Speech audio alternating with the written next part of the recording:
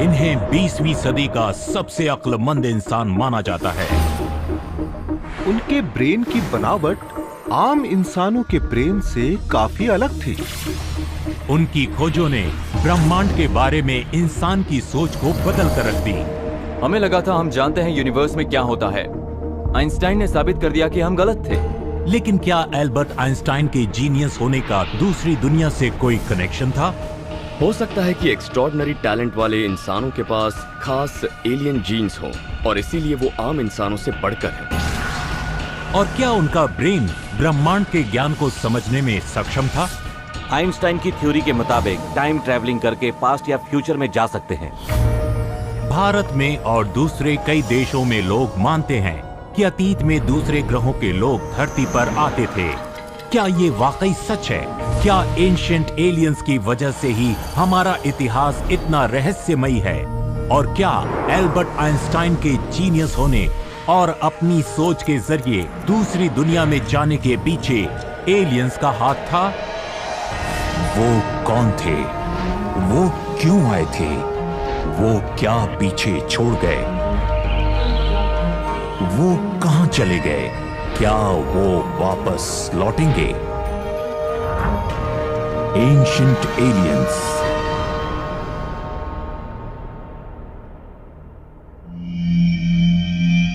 The Einstein factor.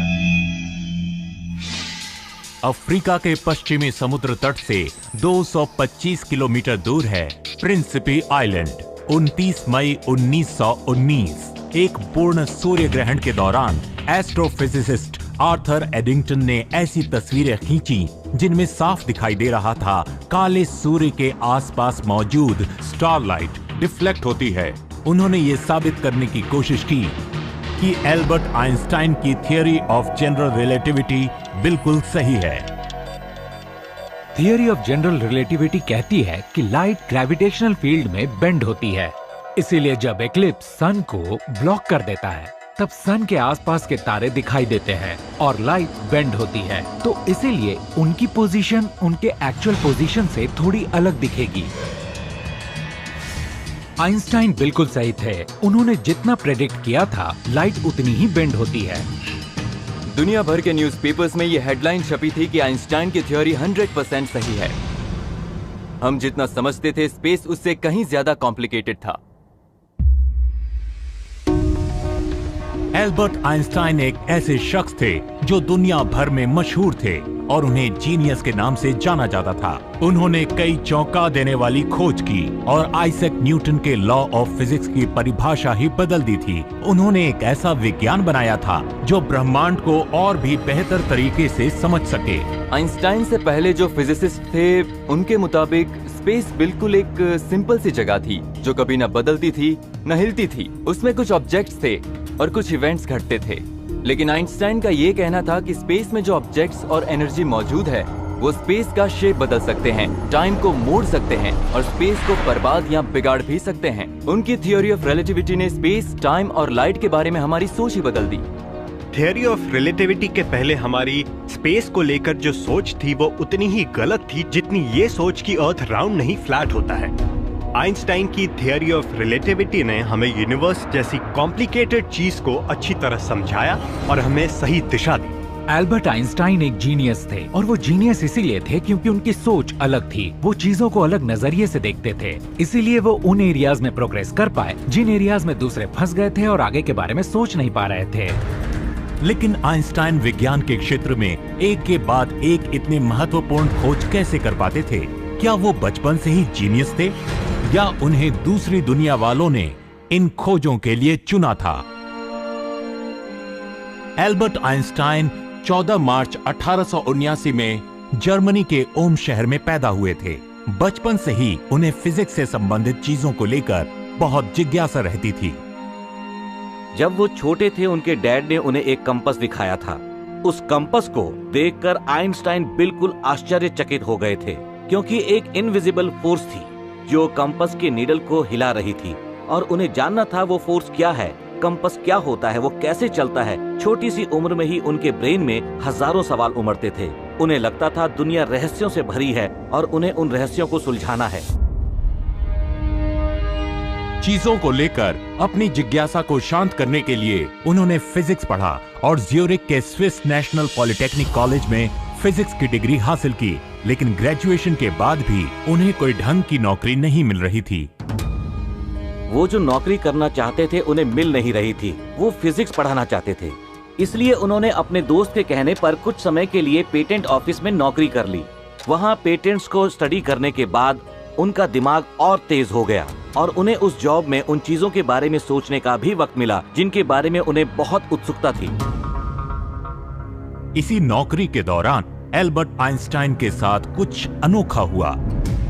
उन्हें कोई ऐसा तार मिला जिससे वो अपने ख्यालों के जरिए ज्ञान से भरी दुनिया से संपर्क करने लगे। प्राचीन एस्ट्रोनॉट थियरीज का ये मानना है कि वो ज्ञान की दुनिया एलियंस ने बनाई थी। अल्बर्ट आइंस्टाइन आसानी से अपने दिमाग को एक अलग दुनिया में ले जाते थे और वो पूरी तरह से उसमें खो जाते थे। वो उन्हें थॉट एक्सपेरिमेंट्स कहते थे। उनका कहना था कि वो अपने ख्यालों में चीजों को एक्चुअली एक्सपीरियंस करते थे। वो 3 डायमेंशनल ख्यालों में खो जाते थे, मानो वो जो सपना देखना चाहते हो आंखें बंद करते थे और उसे देखने लगते थे, जैसे वो कुछ देर के लिए अलग दुनिया में जी रहे हैं। वो स्पेस में पहुंच जाते थे और वहां से ख्यालों के जरिए नए आइडियाज ले आते थे। थॉट एक्सपेरिमेंट्स के जरिए आइंस्टाइन विजुअली या ज्योमेट्रिकली उस प्रॉब्लम को सॉल्व करने की कोशिश करते जो मैथमेटिकली पॉसिबल नहीं था। फॉर एग्जाम्पल, आइंस्टाइन ने थॉट एक्सपेरिमेंट से ये जानने की कोशिश की कि एक आदमी लाइट की बीम पर सवार होकर स्पेस में जा रहा है तो वो कैसा महसूस करेगा। वो उसके नजरिए से टाइम और स्पेस को देखते थे। वो अलग अलग विजुअल तरीके से फिजिक्स के बारे में सोचते थे। 1905 में खुद को इस तरह से थॉट एक्सपेरिमेंट्स में डुबोए रखने के बाद आइंस्टाइन ने 4 ऐसे साइंटिफिक पेपर्स लिखे जिन्होंने आगे जाकर इंसान की ब्रह्मांड के बारे में सोच को बदल के रख दिया। उसी साल उन्होंने एक पेपर लिखा था जिसमें उन्होंने प्रूव किया कि एटम्स काल्पनिक नहीं हैं, वो सचमुच एग्जिस्ट करते हैं। उनकी इस डिस्कवरी पर काफी सवाल उठे थे। 1905 में ही उन्होंने फोटो इलेक्ट्रिक इफेक्ट के बारे में बताया था। उस समय सब ये मानते थे कि लाइट एक वेव है। आइंस्टाइन ने कहा नहीं, लाइट छोटे छोटे एनर्जी फोटोन से बनी है जो ट्रैवल करते हैं।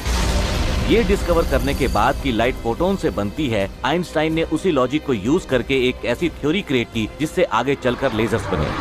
हम आज हर काम के लिए लेजर्स यूज करते हैं, आई सर्जरी से लेकर मेटल्स काटने तक। उनके एक पेपर में ये इक्वेशन लिखा था, E = mc²। उनका कहना था हम मास को क्रिएट कर सकते हैं और उसे डिस्ट्रॉय भी कर सकते हैं।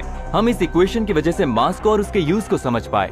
आइंस्टाइन ने दिखाया कि हम मास को काइनेटिक एनर्जी में कन्वर्ट करके यूज कर सकते हैं। इसी लॉजिक को अप्लाई करके न्यूक्लियर फिजन और न्यूक्लियर फ्यूजन में बहुत सारी एनर्जी को क्रिएट किया जाता है।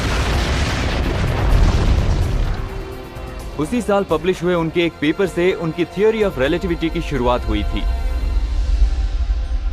बड़े बड़े साइंटिस्ट शायद पूरे करियर में 4-5 चीजें डिस्कवर करते हैं, पर आइंस्टाइन ने 1 साल में करके दिखाई। ये किसी चमत्कार से कम नहीं था।